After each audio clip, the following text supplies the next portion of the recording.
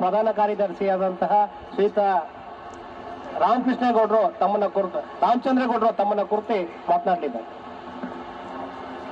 ಎಲ್ಲ ನನ್ನ ಕನ್ನಡದ ಮನಸ್ಸುಗಳೇ, ಮೊಗದ ಒಗರು ಕನ್ನಡ ಎಲ್ಲ ದೆಸಗು ಚೆಲ್ಲುವರ್ಗ ಚೈತನ್ಯದ ತಂಗುಡಿ ಹೆಸರಾಯಿತು ಕರ್ನಾಟಕ ಉಸಿರಾಗಲಿ ಕನ್ನಡ ಎಂಬ ಮಾತಿನೊಂದಿಗೆ ನನ್ನ ಮಾತುಗಳನ್ನ ನಾನು ಪ್ರಾರಂಭಿಸ್ತಾ ಇದ್ದೇನೆ. ನೋಡಿ, ನಮ್ಮ ಕನ್ನಡ ಭಾಷೆಗೆ ಸುಮಾರು 7,000 ವರ್ಷಗಳ ಇತಿಹಾಸ ಇರ್ತಕ್ಕಂಥ ಭಾಷೆ.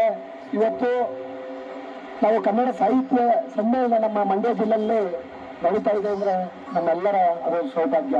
ಈ ಸಾಹಿತ್ಯ ಸಮ್ಮೇಳನ ಇಡೀ ಭಾರತೀಯ ಜನಮಾನಸದಲ್ಲಿ ಮನೆ ಮಾಡಿರ್ಬೇಕು. ಆ ಥರ ಈ ಸಮ್ಮೇಳನ ಆಗಬೇಕು. ಈ ಸಮ್ಮೇಳನಕ್ಕೆ ಎಲ್ಲರೂ ಪ್ರತಿಯೊಬ್ಬರು ತಮ್ಮ ಹೆಜ್ಜೆಯಿಂದ ನಮ್ಮ ಕನ್ನಡ ಸಾಹಿತ್ಯಗಳ ಹೆಜ್ಜೆಯನ್ನ ಇಡಬೇಕು.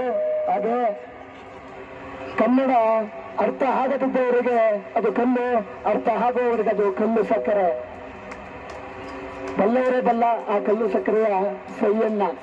ಹಾಗೆ ಕನ್ನಡ ಓದಲು ಬಾರದವರಿಗೆ ಕೊಕ್ಕರೆ ಕಾಲು, ಓದಲು ಬಾರದವರಿಗೆ ಅದು ಅಕ್ಕರೆ ಸಾಲು.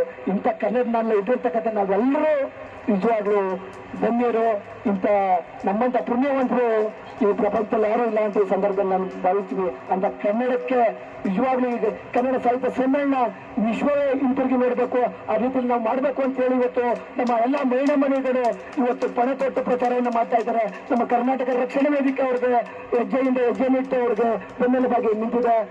ಇವತ್ತು ಏನು ರಾಷ್ಟ್ರಪತಿಗಳಿಂದ ಚಿನ್ನದ ಪದಕವನ್ನು ಪಡ್ಕೊಳ್ತಾರಲ್ಲ, ಅವ್ರು ಮಾತ್ರ ಭಾರತ ರತ್ನಗಳಾಗಲ್ಲ. ಇವತ್ತು ನಮ್ಮ ನಾಡು ನುಡಿ ನಮ್ಮ ಕನ್ನಡ ಅಂತ ಹೇಳಿ ನಮ್ಮ ಕನ್ನಡ ಸಾಹಿತ್ಯ ಸಮ್ಮೇಳನವನ್ನು ನಾವು ಯಶಸ್ವಿಯಾಗಿ ಮಾಡಬೇಕು ಅಂತ ಹೇಳಿ ಅದರಲ್ಲಿ ದುಡಿತಾ ಇರ್ತಕ್ಕಂಥ ನಮ್ಮ ಈ ಎಲ್ಲ ಹೆಣ್ಣು ಮಕ್ಕಳು ಕೂಡ ಭಾರತ ರತ್ನಗಳೇ. ಹಾಗಾಗಿ ಇದ್ರ ಹೆಚ್ಚು ಮಾತನಾಡುವಂತ ಸಂದರ್ಭ ಅಲ್ಲ, ಹಾಗಾಗಿ ಹೆಚ್ಚು ಮಾತಾಡಕ್ಕಾಗಲ್ಲ. ಮರದಲ್ಲಿ ಎಲೆಗಳು ಹೆಚ್ಚಿದ್ರೆ ಹಣ್ಣು ಕಾಣಲ್ಲ. ನಾವು ಹೆಚ್ಚಾಗಿ ಮಾತಾಡೋದೀಗ ನೀವು ಕೇಳಲ್ಲ, ಯಾಕಂದ್ರೆ ಈ ಸಂದರ್ಭ ಅಲ್ಲ. ಹಾಗಾಗಿ ನಮ್ಮ ಮಾತುಗಳನ್ನ ಮುಗಿಸ್ತಾ ಇದ್ದೀನಿ. ಕೊನೆಯದಾಗಿ ಒಂದು ಮಾತು ಹೇಳ್ತೇನೆ.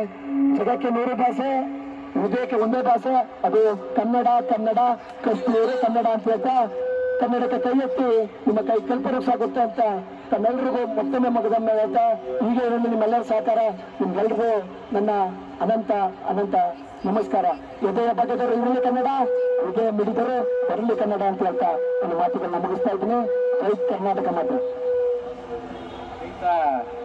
ರಕ್ಷಣಾ ವೇದಿಕೆಯ ಪ್ರಧಾನ ಕಾರ್ಯದರ್ಶಿ ರಾಮಚಂದ್ರನ್ ಅವರಿಗೆ ಧನ್ಯವಾದಗಳು.